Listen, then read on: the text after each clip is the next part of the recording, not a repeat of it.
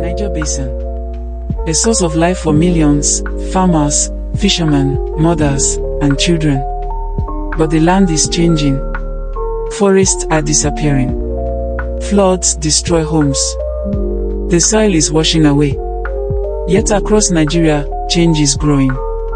Under the Program for Integrated Development and Adaptation to Climate Change in the Niger Basin, PIDACC, communities are planting trees, restoring watersheds, and protecting the land that protects us.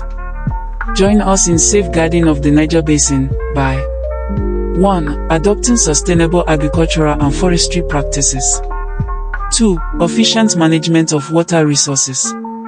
3. Restoring degraded areas and planting trees. 4. Raising awareness and mobilizing local communities. 5. Supporting adapted policies to address the impacts of climate change. Every little step counts to ensure a safer, more resilient, and more environmentally friendly future. Let's talk about it, share the information, and take action today.